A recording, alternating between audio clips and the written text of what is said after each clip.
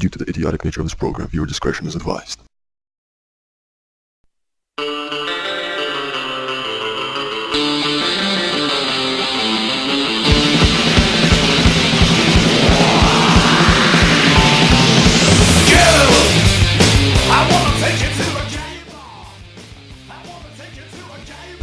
Unawareness is a sister of disaster. To prevent trouble, you would have to see it coming.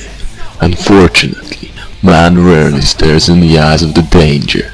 Most of the time, it comes creeping up behind, like a deadly assassin.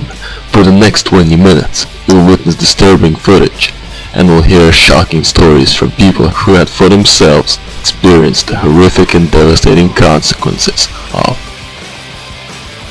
hidden dangers. Don't go anywhere, as what you see now just may one day save your life. Thomas Fuller once said, "A danger half avoided is foreseen." Or something like that. Hi, my name is Antonio Mackenzie, and this episode of Hidden Dangers is dedicated specifically to the plague of the modern world, sleep deprivation. To help the viewer understand the nature of this phenomenon, in order to prevent future catastrophes, we have decided to provide you with expert analysis. So we thought, who'd better to ask than a bunch of high school kids who are doing a project about it. I'm the expert of sleep deprivation, and if you don't sleep, okay, you can't be doing that if you can't sleep. Okay, the causes to sleep deprivation is the lack of sleep, basically. And the lack of sleep you can get through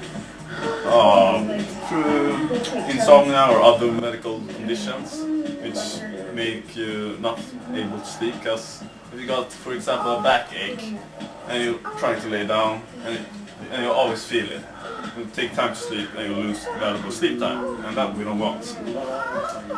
And other way is excessive worry and depression, which, if you're unhappy, you can always like rumble and think about it, and you still lose valuable sleep.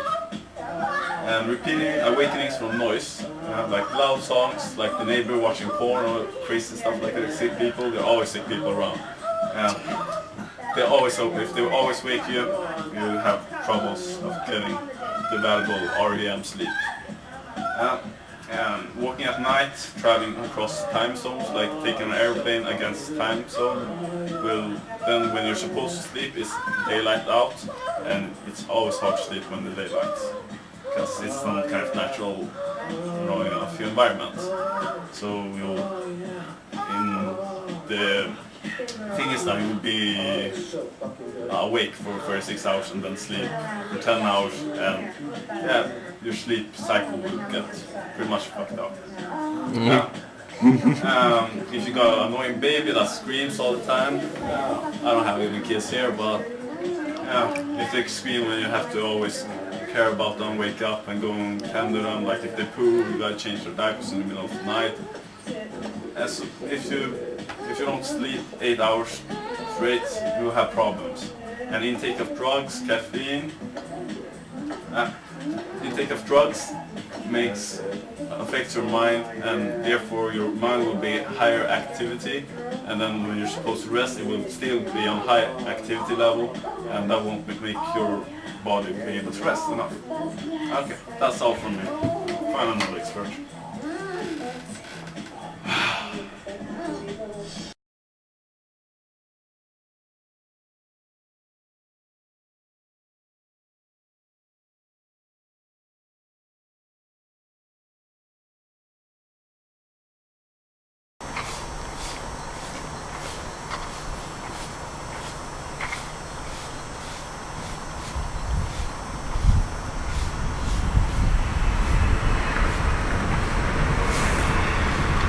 Drowsiness, uncontrollable episodes of falling asleep, are only but a tip of the iceberg of health hazards induced by sleep deprivation.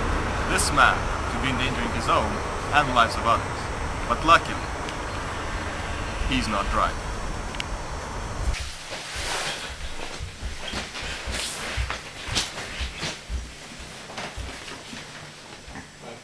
The belief in that you can train your body to require less sleep is simply false.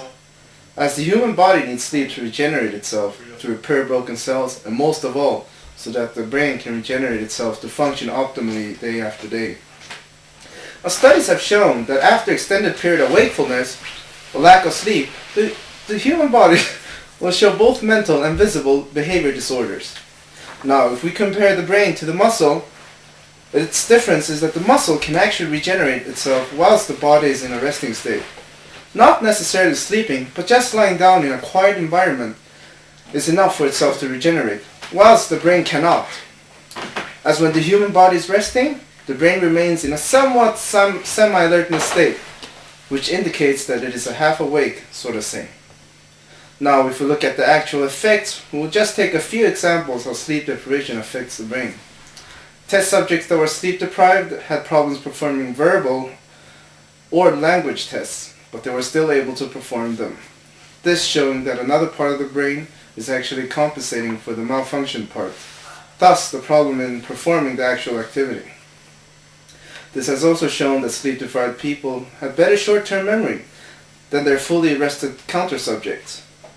Sleep-deprived people also have a problem in making fast decisions, nor can they solve logical problems. Their efficiency in multitasking also has a reduced speed.